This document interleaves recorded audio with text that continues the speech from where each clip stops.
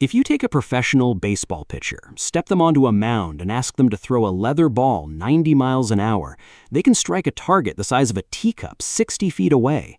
Even an average human with zero athletic training can pick up a stone from the dirt and throw it hard enough to hit a tree 20 paces off. It feels so natural, so completely effortless, that we almost never stop to ask how strange it really is. No other creature on Earth can do this, not a single one. You might think our closest living relatives, chimpanzees, would be absolute masters of this skill. A male chimpanzee possesses raw muscle strength that makes elite human athletes look fragile. They can pull hundreds of pounds with one arm, swing through forest canopies, and crush objects with grip strength that would shatter human bones. But if a chimpanzee picks up a rock or a piece of fruit and throws it, the result is pathetic. The throw is wildly inaccurate. It caps out at around 20 miles an hour. Even if a chimp is angry, motivated, and aiming directly at an opponent 10 feet away, it will almost certainly miss. This is not a matter of practice or intelligence. A chimpanzee raised by humans from birth and coached for years will still throw like a chimpanzee. Its body physically cannot do what a 5-year-old human child does on a playground without thinking. For decades, evolutionary biologists looked at human physical traits and saw a story of weakness. We lost our thick fur, we lost our massive canine teeth, we lost our raw power, our agility in the trees, and our biting force. Compared to a leopard or a lion, an unarmed human on the savanna looks like an evolutionary disaster. But we overlooked the single physical adaptation that changed everything. Humans are not built to overpower the world with muscle. We are built as high-precision biological catapults. To understand why humans can throw and chimpanzees cannot, you have to look at how a throw actually works. Most people assume throwing is an act of pushing with your arms and chest. If that were true, stronger muscles would mean faster throws. A gorilla would throw like a cannonball. In reality, human throwing has almost nothing to do with muscle force. It is an act of elastic energy storage. When an elite pitcher winds up, they are cocking an internal spring. The movement begins in the feet, drives up through the legs, and rotates the pelvis. As the hips rotate forward, the torso stays behind for a fraction of a second. This is possible because human ancestors evolved a flexible, decoupled waist. In a chimpanzee, the ribs and pelvis are connected close together, locked rigid for climbing. When a chimp rotates its hips, its entire upper body moves as a single solid block. In a human, the waist twists independently, wringing out the spine like a towel.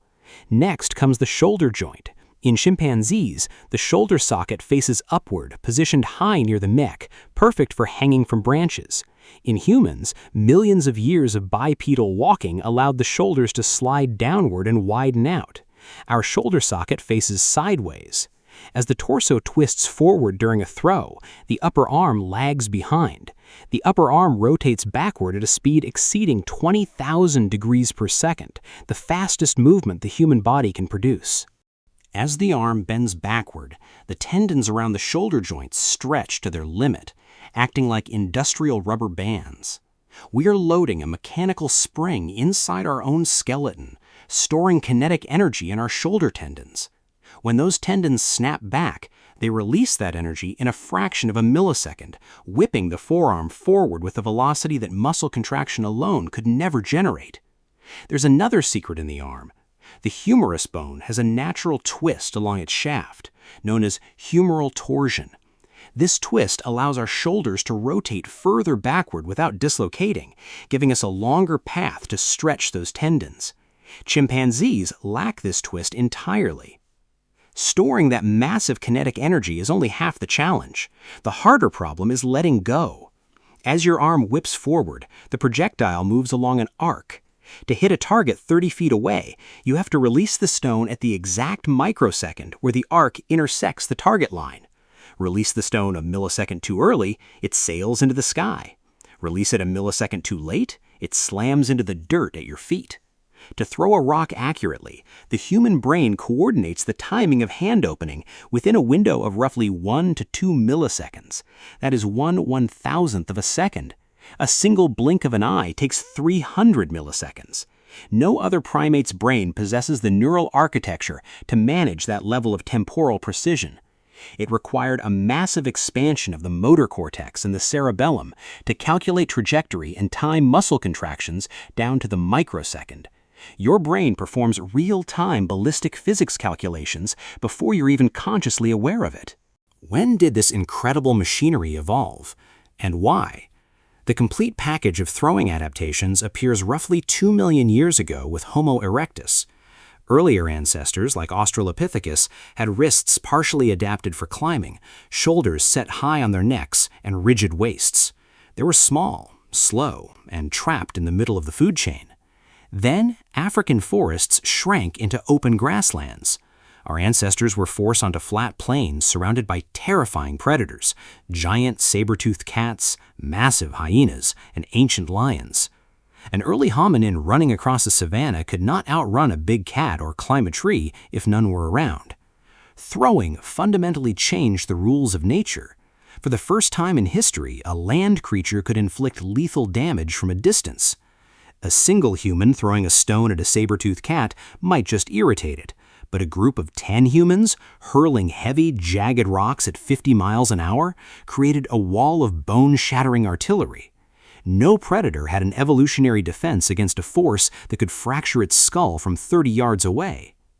Throwing allowed early humans to stand their ground, drive predators off fresh kills, and transition from scavengers to dominant hunters. Over time, heavy rocks were complemented by wooden throwing spears. Archaeologists in Germany discovered wooden javelins dating back 300,000 years, carved with their weight centered near the front, balanced precisely like modern Olympic javelins. This capability triggered an evolutionary feedback loop. Ranged hunting meant safety and efficiency.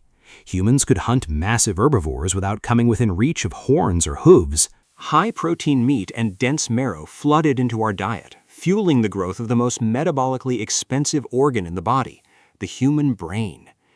Better brains allowed for better hunting strategies. Better weapons yielded more meat. More meat fueled even larger brains. It was a virtuous cycle that propelled a weak ape to the undisputed ruler of the planet. And the impact went far beyond hunting. Throwing required communication and planning. Neuroscientists note that the neural pathways developed for fine motor control and timing in throwing overlap significantly with the neural networks used for language. Speech requires ordering subtle muscle contractions of the tongue and vocal cords in precise millisecond sequences. The brain hardware that evolved to throw a stone with lethal precision may very well be the exact hardware that allowed us to speak. Today, we view throwing largely as sport. We build massive stadiums, pay elite athletes millions of dollars, and cheer when someone throws a ball past a batter. But every time a quarterback lofts a spiral downfield or a child skips a stone across a calm lake, they're demonstrating an ancient, uniquely human superpower. We are the only creatures on Earth capable of picking up an object, projecting our intent into the future, and striking a target far beyond the physical reach of our body. Every arrow shot from a bow, every rocket launched into orbit, and every space probe hurled into interstellar space is an extension of that same shoulder joint that evolved on the savanna 2 million years ago. We are the apes that learned to throw, and in doing so, we threw our way to the stars.